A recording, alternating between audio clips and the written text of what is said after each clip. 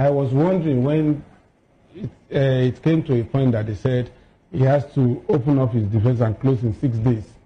How possible would that be for somebody who would want to call witnesses that would be examined and cross-examined? So now he has opened it up now to say that.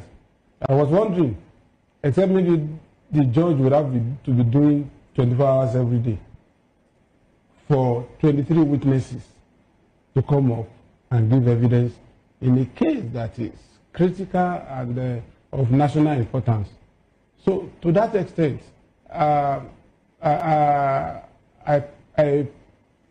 suppose that the court, the honorable court, would also take a second look at the prayers and extend the time frame to accommodate this defense witnesses. Secondly, for the first time in my years of covering the judiciary, this jolted me, because up till now, I kept asking myself, what questions would the accused person would be asking somebody like the Attorney General, FCT Minister? Could it be that there was kind of underhand dealings that we don't know? But do you think that these names I've mentioned already, do you think that these men will appear in court? Of course, if there are someone, if there are subpoena carries a penalty if you decide not to come. It is compelling for you to come when you are someone. So, because they're going to serve them. And if they fail to come, there is consequence. That's contempt. You know? So, for me, I was wondering, sometimes when we talk here, we say nothing is beyond politically exposed people. It's just like, I have a feeling that guy is likely to open up a Pandora box. And they may not likely allow this to be open. And if that actually is being, if that happens, if they do not allow the box, according to what he said now, to be open, what does that entail in that case? We're not trying to, preempt the court at this point. Of course, I'm not going to be running out of sub judice. So what does that now entail? If maybe. Well, what I see is a case is taking a new dimension. Okay. Well, just to put the record straight, Nnamdi Kanu is going to appear in the court any moment from now, and what the international community is saying that failure to release Nnamdi Kanu unconditionally, they will attract the forceful liberation of Biafra from Nigeria. Release Nnamdi Kanu because he has not done anything wrong, and that's what the world is saying currently now. They are going to find it very difficult. Nnamdi Kanu is no longer going to accept any option apart from Biafra. The time for all those options has come. These agencies are seeking for Biafra liberation to defend the dying, most populous black people in Africa. 5 nations, I appeal, to support the Kenya judgment as regards Nnamdi Kanu illegal detention and rendition from Kenya kidnapping to Nigeria. They said they must arrest Buhari and Tinubu. That these were the sole people that were involved in illegally renditioning Nnamdi Kanu for 3 years. Was in the DSS dungeon for no cause. That the ICC, together with these 5 nations and which are under the United Nations, must arrest Buhari and Tinubu urgently. What is your take as a guy? Yes, when the news broke out a few days ago, and when the man addressed the whole world, I think that man should be from Namibia, precisely, but has an overwhelming influence in the United Nations agency attached to liberation and human rights, and other powerful 5 international agencies attached to the global nations of the world and the international communities have come out to say that they waited for a very long time for them to have a template to question Nigeria contravention going against the AU Act, the ECOWAS Act, and the international community and the United Nations Act that guarantees freedom of association, freedom of speech, for self-determination and otherwise. Then how come that Kenyan government allowed this criminality to happen in their presence? Celebration of passing Nnamdi Kanu, maybe he didn't expect this coming, but I can tell you that the global community, the European Parliament, has stood up for justice. Fortunately, the AU Act want to take up the matter because they said that Nigeria was a signatory to the act that they violated in Kenya. And nobody has been able to champion the cause because they do not have a template to launch the supposed invitation of Buhari and Tinubu to ICC or to ECOWAS or to AU Parliament. It is going to happen now. The world has risen. As I'm speaking to you now, the European Parliament, including France and Germany and other nations of the world, are discussing Biafran liberation at the end of the day. And what does that mean? It means that the balkanization of Nigeria has come. The leaders of Nigeria are no longer recognized in the outside world anymore. They are not getting diplomatic invitation to anything. People are considering the alternative of liberation of the most populous black people in this continent. But the question is that, is Nigeria going to be renamed Biafra? Because the only thing that's in the picture of the global community is how to put Biafra on the top agenda and in the line. Now, and the reference is this: Nnamdi Kanu's judgment in Kenya, was it actually expected?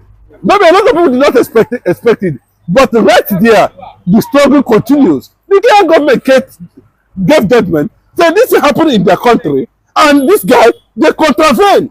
So let people not see that Kenya is a place where people can just come and kidnap people anyhow. What happened in Kenya was an act of kidnap, and it's a criminal offense. And Nigeria violated the international law. Nigeria violated the Commonwealth law. Nigeria slapped the AU Act on the floor. And now, the forces of agencies that make up this unit, including the United Nations, have taken up upon themselves to shut Nigeria, or they gave an option to join Biafra liberation by force. Yes, and that is it. Because we do not see any reason why Nnamdi Kanu will go through that process and still be detained in DSS up till now. Even when Tinubu knows the real thing, it just means he compromised and might likely be part of the agenda to bring the Igbo people to the Islamization objectives and agenda at the end of the day. And that is why we are resisting his presence anywhere. The reason why Nnamdi Kanu, because he has not done anything wrong. And that's what the world is saying currently now. They are going to find it very difficult. Nnamdi Kanu is no longer going to accept any option apart from Biafra. The time for all those options has come. These agencies are seeking for Biafra liberation to defend the dying most populous black people in Africa. Then my question personally is that, are they going to rename Nigeria Biafra? If they rename Nigeria Biafra, what is going to happen? The only way is that, we need a formidable nation that can be modeled after the American and the Israeli structures. Because what is coming, the world is watching, and the target is the Biafrans. Anything you are seeing in this country now, the target is the Biafrans. And thank God that this thing has gotten a global attention. Nigerians will not be surprised to see any mysterious or a kind of uncertainty taking place any moment from now. Nnamdi Kanu has done his job, and the world has come to recognize him as a hero. But we saw David Umahi drawing 2 days ago come out and say that Tinubu is ready to what, to negotiate the release of Nnamdi Kanu. But a lot of people have come out and link this with the current pressure that the APC and Tinubu is currently facing as regards ADC coalition, as regards Atiku, El-Rufai, Peter Obi, and Messi coming out to unseat him come 2027. They said Tinubu is tirelessly begging for the vote of the Southeast. That's why he's ready to negotiate Nnamdi Kanu. Let them continue to beg Nnamdi Kanu till tomorrow. Let them continue to kneel before him. Let them continue to apologize like the way Kenyan government is apologizing now. Kenyan government is going to court with the agencies in charge of violations of treaties now. Kenyan government go. They are going to court now with international agencies in charge of violation of treaties. You are talking of Nigeria begging Nnamdi Kanu. Umahi begging. Oh, Umahi, you just wake up. I mean, now day just the break for your eye. You don't know that guy you saw there has become something else. The person you saw there, you thought is a scrap, has become a machine now. Nnamdi Kanu has become a machine, the son of the sun. When you talk about the rising sun, you don't know that he is the son of the sun. Yes, reason. The world has come to celebrate him now. The world has come to discover that Nnamdi Kanu did not commit any crime. The victory is not from you. The victory is not for Nigeria. The victory is not for Eastern governors. The victory is for humanity.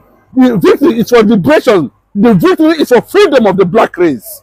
Not when Umahi discovered that he has lost consciousness. When his Fulani agenda has failed in Ebonyi State. His conquest agenda has been crushed by Nnamdi Kanu. Then you are talking about Nnamdi Kanu. Nnamdi Kanu.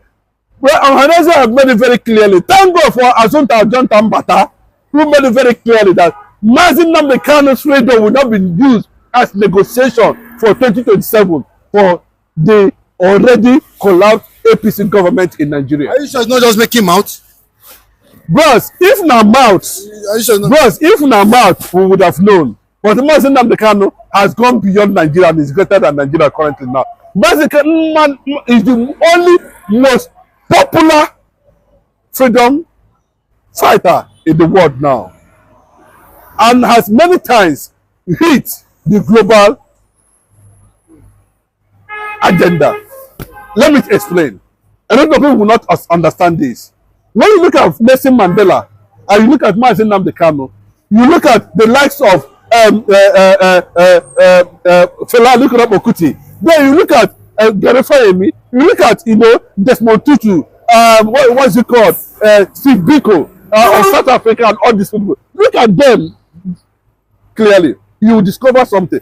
Nnamdi Kanu is the only person that have an agenda and have a work plan program. That is why he cannot be. They say he's greater than Nelson Mandela. But you can see, it is clear. 850 million people are loyal to him because he has shown direction. He comes with an action plan. And what is the action plan? Liberation of Biafrans all over the world. That's an action plan. Then he came with a message. And what's the message? There's a plan to destroy my people.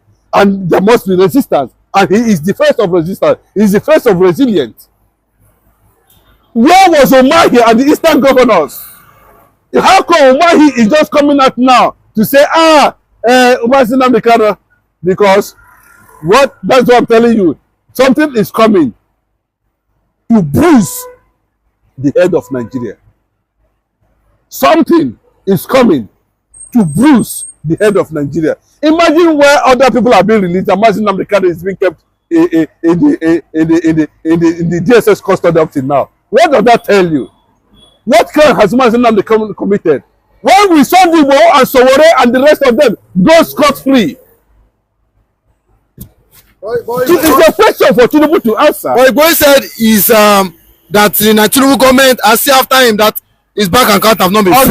Let me tell you. Let me tell you. You understand? Tomorrow they will say they are the one. But in the night, they go and beg the Northerners to not allow Igbo man to become president. The same people. Go and listen to Erifai. How they will go in the night and beg the Northerners not to allow Igbo man to be president. Go and listen to Erifai. That Obi won that election and they never wanted him to be president. Go and listen. I'm not the one saying it. Because you say I'm the one saying it. But they said it. So these guys will move in the night, compromise romance with the North to make sure that the woman does not rise. Oh, I don't run away from the North. They should go align themselves with the North and let us see what will happen. I don't run away from the North now. That is why people have come back now and say, separatist movement. I need to separate it. Let army gun them down. You go see 99. You go see 99. Well, just to put the record straight, Mazi Nnamdi Kanu is going to appear in the court any moment from now. And what the international community is saying that failure to release Mazi Nnamdi Kanu unconditionally, they will attract the forceful liberation of Biafra from Nigeria. Nnamdi Kanu has crushed Nigerian legal teams, actually legally bringing them down to their 2 knees. All the bench of lawyers, sons employed by federal government of Nigeria to jail Mazi Nnamdi Kanu. Reverse is the case. They are all on the run with their certificates and rubbish legacies. Somebody like James Omotocho has actually indicated that federal government of Nigeria has no case against Mazi Nnamdi Kanu, which is why Kanu case with federal government is closed. That's I'm talking to you now. Comes 18th of this month, Kanu is coming out. They are letting him off the hook because he has crushed federal government of Nigeria at court level. It has been obvious that federal government of Nigeria has brought forward many DSS testifiers with their fake and falsified testimonies, and the Kanu has come out victorious. As I'm talking to you now, Kanu is about coming out from DSS facilities on hot. Yes, because Nigeria government, Nigerian politicians, they are all liars. They are running the kind of government here that is aggressive and hostile to Nigerians, telling us lies every now and then. And Mazi Nnamdi Kanu is the right man who actually predicted what is going on currently in Nigeria. Predicting Fulani, Marubas, Fulani, invasion, Fulani, Islamization, Fulani headers, killing both villagers, people in the urbanity, people on the highway. Nnamdi Kanu actually predicted it. That's why Fulani is aggrieved. Fulani is frowning their face, but it doesn't matter. Kanu has actually come out to mobilize Biafran fighters, and Igbo land will be secured by ESN. ESN is actually doing well, was actually doing well then. And Nigerian police and soldier, they are biting their tongues and their tongues because they are not getting it right. They are not securing communities in Nigeria. That's why DSS Director General has actually sensitized every Nigeria to handle guns and protect themselves. Because the soldier, the army, obviously they have failed Nigeria. And I'm telling you that the DSS man was not the only person that said it in the past. There are army generals, retired, T.Y. Danjuma and the rest of them are making a wake-up call to Nigerians to stand on their feet and fight for themselves. Because Nigerian police, Nigerian soldiers could not have the firearms purity to match the firearms of the Fulani Janjaweeds. That's why it's true now that every community people, every community policing, every vigilantes in the localities across Nigeria, they should all stand on their feet to fight the Fulani Janjaweeds. The Janjaweeds called the Fulani headers are having upper hand, spreading Islamization, evangelism across Nigeria. As in what? Is unaliving community people, villagers, farm settlements. The settlers are dying in their large numbers because Fulani has actually procured arms as it was bought for them by the then administration of Muhammad Buhari, who signed out 100 billion naira in 2021 without passing or going through due process in the house. He signed out the money and gave it to Meti Allah. Meti Allah bought the most sophisticated weapon currently for the Fulani militias who are fighting tooth and nail to subdue our farmers, to Islamize the whole southern Nigeria. The war is going on. It's a pogrom, the latest pogrom that is being at sight already because Ogoni people are boiling as I'm talking to you now, paying visit to the Rivers State Police Commissioner that they could no longer bear what they are seeing this time around. The Fulanis are attacking Ogoni farmlands, killing their farmers, killing their community people, and they have risen, all of them on their feet, challenging the police, challenging the superiority of Nigerian army, who has been playing politics with the lives of Nigeria, denying Nigerian security needed, thereby pampering Fulani herders.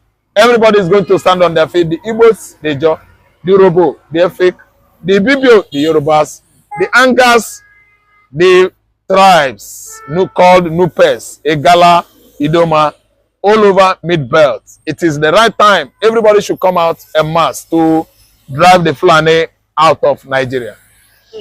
Okay, but yesterday we heard that Buhari is so ill that he had to be flown to UK for immediate or quick treatment. But a lot of people have come out and said, is he trying to invade the ICC because Buhari has been accused of the genocide against the Igbos, and even in Nigeria in general. They say he was one that brought in this Fulani that causing mayhem in Nigeria because of he wanted to win 2015 election. Allegation that Tinubu Buhari is sick, let me tell you, is a pure evasion plan of arrest. ICC arrest is it. He's trying to evade arrest from ICC that are closing on him since 2015. Buhari invited killer headers into Nigeria from Mali, from Senegambia and Niger, and they are doing their work well. They are perfecting Islamization agenda started by their forefather Osman Danfodio, which was why many communities in southwest, Igongo community, Ibarakwa community, Yewa community in Ogun State, and some communities in Ekiti State were invaded recently and in the past by the Fulanis, killing the farmers, killing community people, killing many Obas in their various communities in Ogun State, in Ondo State, and Ekiti State. These are the records kept by human rights activists in Nigeria that Buhari himself should be invited by ICC to go and speak for or by himself. Why the Fulanis? Immediately Jonathan was, overthrown. Fulanis invaded the entire country called Nigeria, killing in the southern Kaduna, killing in the northern Kaduna, killing in Katsina, killing in Taraba, in what do you call that state? Zamfara. All the Fulani militias, they committed loss genocide in the north, killing the Hausa farmers, at where. That's why Buhari is now pretending that he is sick. Buhari is not sick. They should arrest him, run medical tests. He is trying to evade arrest. ICC is preparing for him. There are many, thousands upon thousands of petition written by the Igbos against Hope Uzodinma, against Muhammad Buhari. Buhari should go to ICC and answer to the call by ICC. Violation of, Igbo man human rights. Igbos were killed in their large number at Owerri, at Iseke, at Awomama, at Uli, at Osu, at Umudansu, at Ihiala, everywhere in Anambra State and Imo State. They were killed in their large number by Brutai-led military forces. In 2017, Brutai-led Nigerian military clique that invaded Nnamdi Kanu's compound under the watch of the then governor of Abia State, Okezie Ikpeazu, and many boys, like in their large number 20 or 38, were unalived. Even Nnamdi Kanu's dog was not spared. Many were killed under the watch of Buhari administration. That's why the ICC, International Criminal Court, they are closing on Buhari based on petition written by human rights activists both in the past and presently. Buhari is not sick. He is pretending. It's a common balance to evade ICC arrest. Very soon, they will apprehend him wheresoever he might be in the UK pretending to be sick. I'm telling you, he should be arrested.